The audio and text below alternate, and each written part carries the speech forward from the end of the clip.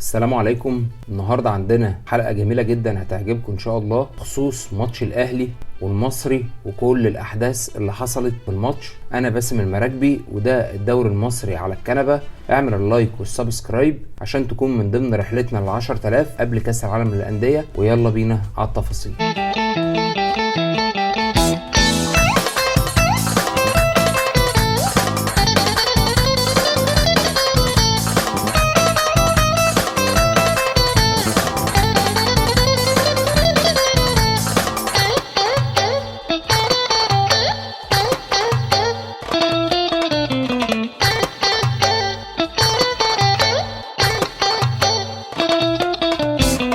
كان عندنا النهارده ماتش الاهلي والمصري. لو جينا اتكلمنا في سيناريو الماتش، في كذا سيناريو للماتش. لو جينا اتكلمنا مثلا باختصار شديد جدا في الشوط الاول، هنلاقي ان الماتش كان ما بين مارسيل كولر وحسام حسن، وكان الشوط سجال ما بين الفرقتين، هجمه هنا وهجمه هنا، وكان ماتش سريع في الشوط الاول. وفي بعض الكلام وبعض الحالات عن بعض اللعيبه في الاهلي. محمد شريف بعيد، يعني انا حاسس ان محمد شريف ناسي الكوره، مش ده محمد شريف بتاع الاهلي.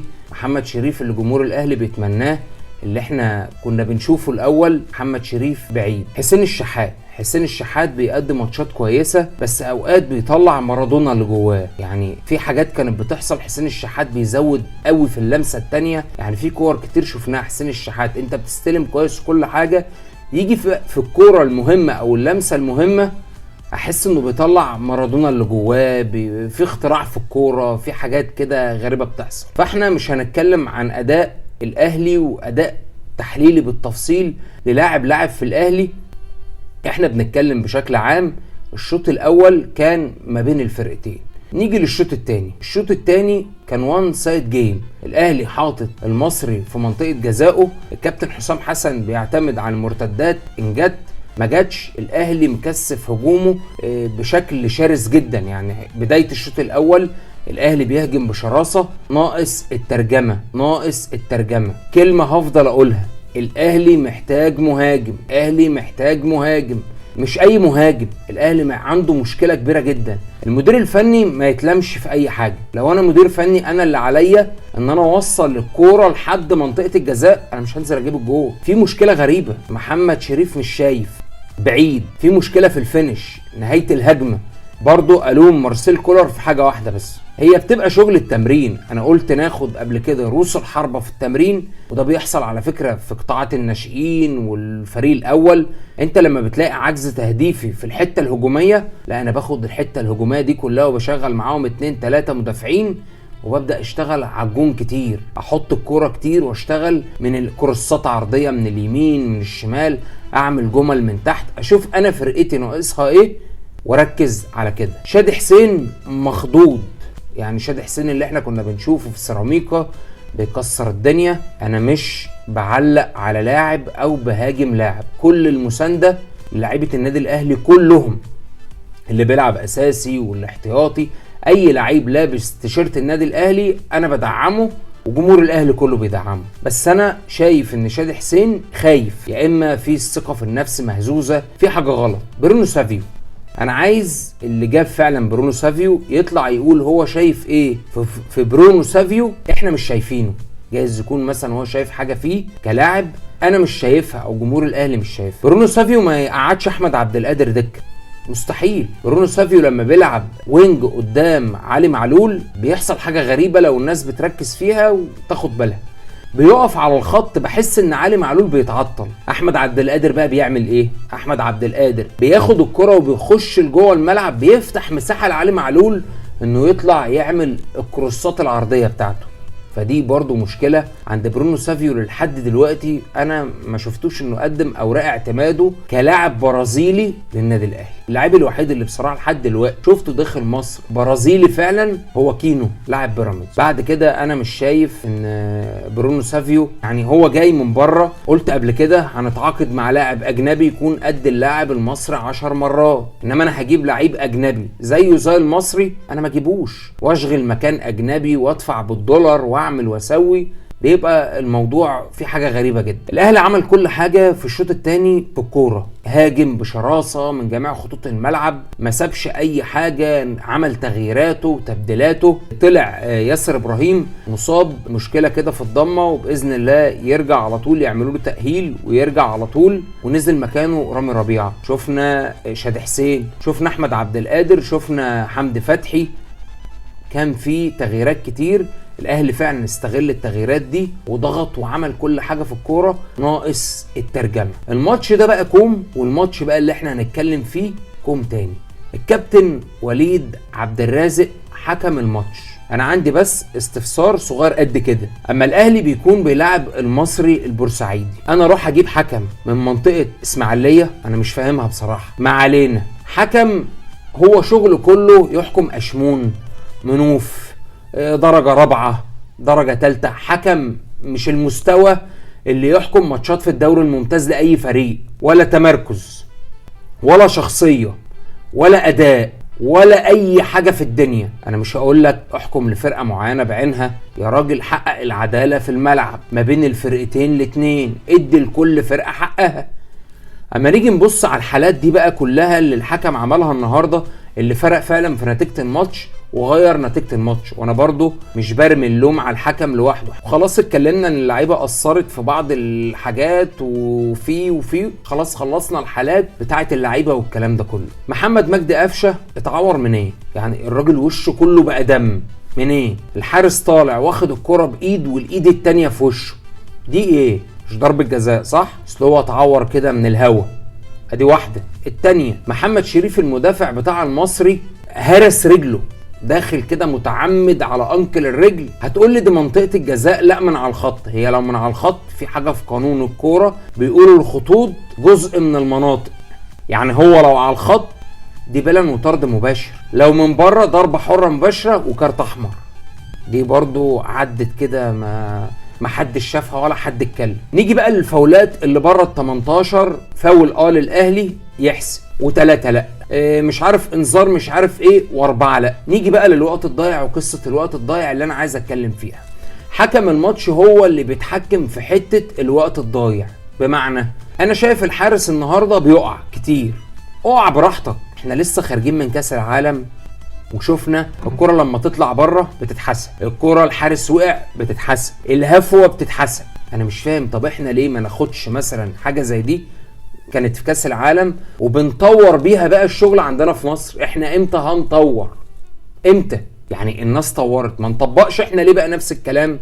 جبتوا كلادنبرج، انا ما حسيتش بالراجل ده. الراجل ده اساسا نص الوقت مش موجود في البلد، ما هوش عارف ايه اللي بيحصل. كل كام يوم يطلع يجيب لي كام حالة تحكيمية يتكلم عليها، ما بيتكلمش على اخطاء حكم، لا بيجيب حالات عادية جدا انا وانت نعرفها كناس بنقعد قدام التلفزيون وناس محبين ومشجعين ولاعيبة كورة. ما ضافش اي جديد. ما سألتوش نفسكم مفيش ولا حكم مصري راح كاس العالم باستثناء حكم مساعد، ومش عارف بصراحة ان كان اشتغل له ماتش في كاس العالم ولا ما اشتغلش. ده عشان ايه؟ عشان المستوى اللي احنا بنشوفه، الاداء اللي احنا بنشوفه من الحكام كلهم. النهاردة كوارث. في لقطة بتاعت الوقت الضايع وطلع الحارس محمود جاد حارس النادي المصري، طلع اتكلم كده بعد الماتش وقال انا واخد تعليمات من الكابتن حسام حسن ان انا اقع وضيع وقت.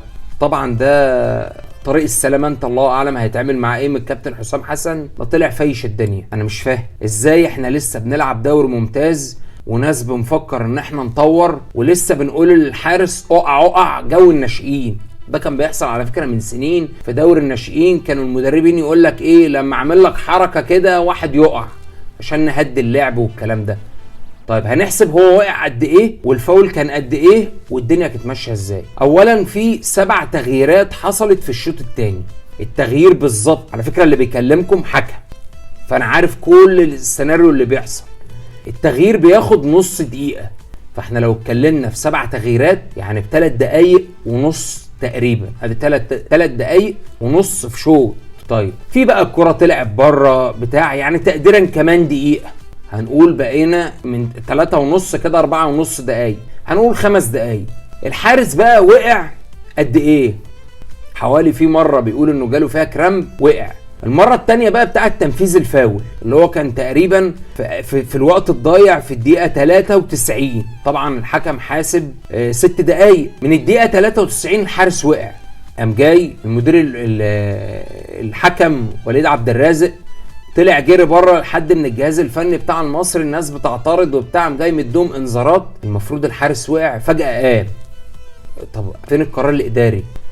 واحد بيدعي التمثيل وانت شايف، هنقول ان انت رحت للجهاز الفني بره فبتعاقبهم اداريا. طب فين المساعد بتاعك يقول لك يا كابتن الحارس واقع وبيمثل وفجأة قام؟ خدنا في الشغلانه دي حوالي دقيقتين 2. الفاول هوب اتلعب، هوب لعب ضربه مرمى قام جاي مصفر. ده بتاع ايه؟ انت كده بتضيع مجهود فرقه. ممكن الجون بيجي في ثانيه، واحنا عارفين ان الاهلي ممكن في 10 ثواني بيقلب نتيجه الماتش، او اي فرقه في مصر، اهلي زمالك اتحاد غزل المحله، اي فريق من حق اي فريق ان هو ياخد حقه ويبقى فيه عداله تحكيميه. انما اللي بيحصل ده مش هيقدمنا خطوه لقدام. مفيش حكم في مصر انا شايفه لحد دلوقتي انه عنده الشخصيه انه فعلا نقول احنا عندنا الحكم فلاني الفلاني اللي هو ممكن نشوفه في كاس العالم. عشان كده في كاس العالم اللي فات ما شفناش اي حكم مصري كان موجود، والناس كلها طلعت قالت هو ليه ما فيش حكم مصري؟ حكم مصري يا جماعه احنا نطلع نكسف نفسنا؟ ده اذا كان احنا في دوري محلي الحكم مش شايف قدامه، ما هوش عارف ايه اللي بيحصل، وانتماءات، وحكم بينتمي لفلان وحكم بينتمي لعلان، والكلام ده كله واضح ومفهوم ومعروف. مين اللي بيعين الحكام للماتشات؟ مين؟ معلش مع احترامي للكابتن وليد عبد الرازق، مش ده الحكم اللي انا اشوفه بيحكم ماتشات درجه اولى او دوري ممتاز. ده ممكن يبدا زي ما احنا قلنا درجه رابعه مثلا، دوري مراكز شباب. اقسم بالله لو دخل دوره رمضان وعمل اللي هو بيعمله ده لا الدنيا تتدغدغ فوق بعضها، ونرجع نقول ايه بقى؟ ده في تعصب، ده في مش عارف ايه. حاجه بقى غريبه، نفس الناس كده تخش ترد تقول لي محمود متولي عمل ايه؟ الكرة بالظبط بعد ما الحكم صفر ونهى الماتش خلاص وبالتعادل والدنيا خلصت، حمدي فتحي رايح بيقول له يا كابتن الوقت. محمود جاد كان واقع، وراح بعدها احمد عبد القادر، ادي في 2 لعيبه بيعترضوا. رايح محمود متولي ما اتكلمش، ساب الاتنين اللي اعترضوا او الواحد اللي اعترض اللي هو حمدي فتحي، وقام جاي مدي الانذار لمحمود متولي. طب اشمعنى محمود متولي؟ عشان محمود متولي الاهلي هيلاعب الزمالك الماتش الجاي، مش هقول ان انت بتخدم الزمالك، لا، هقول ان انت تعمدت ان انت تدي الانذار ده للعيب زي ده عشان تحرمه انه يلعب ماتش الزمالك الجاي. مش هقول لك برضو ان انت بتعمل كده عشان خاطر نادي بعينه، لا.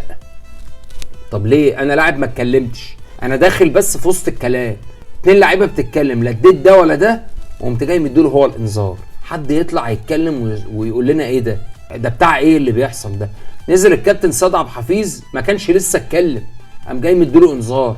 واحد فرحان بالكروت عمال تك تك تك تك تك فرحان، وصفاره وكروت، هو شايف الموضوع لعبه حلوه فيلا نقعد كل شويه بقى ندي كروت صفراء وحمراء وخضراء وزرقاء.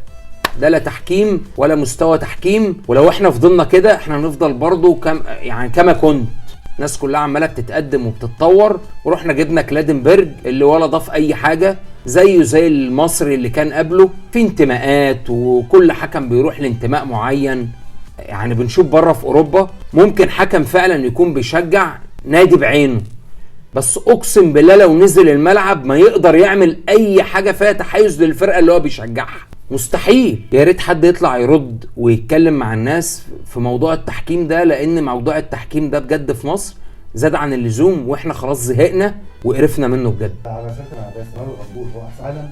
لا ده هو حكم في كاس العالم بتاع كوريا واليابان في 2002، الفضيحه الشهيره بتاعت ماتش اسبانيا، حتى اسبانيا منعته ان هو يخش اسبانيا اساسا. المفروض يبقى ايه الحل بقى؟ الحل بقى ان احنا نرحل كل الحكام اللي عندنا ونجيب حكام من الهند، من الصين، من يعني اي مكان. يعني المنظومه هي المنظومه كلها غلط عشان كلها انتماءات. هتصلحها ازاي بقى؟ مش هتتصلح، عمرها ما هتتصلح طول ما هي ماشيه كده.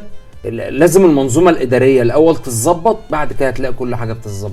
انما طول ما الوضع كده عمرها ما هتتظبط. وبعد كل اللي حصل في الماتش ده الاهلي اتعادل مع المصري 0-0، ما استفادش من النتائج اللي حصلت. الزمالك اتعادل مع الاتحاد وفيوتشر اتعادل مع بيراميدز. الاهلي لسه على صدارة الدوري ب 31 نقطة، وفي المركز الثاني فيوتشر ب 27 نقطة، والمركز الثالث الزمالك ب 26 نقطة. وبكده خلصنا كل كلام عن الحلقة بتاعتنا. اتكلمنا عن الماتش والكوارث التحكيمية لأسوأ حكم في مصر، ما يتقالش عليه غير كده حرفيا يعني. ويا ريت بعد اذنكم تقولوا لي في الكومنتات ايه الحل في الازمة والمصيبة بتاعت التحكيم المصري المستمرة من سنين، ولو بالوضع ده هتفضل مستمرة لسنين كمان. لو فاتك فيديوهات من الدوري المصري وحابب تتفرج عليها هتبقى من هنا، ولو فاتك فيديوهاتنا اللي فاتت بتاعت الدوري الانجليزي والكرة الانجليزية مع الكابتن حازم البيومي تقدر تشوفها من هنا.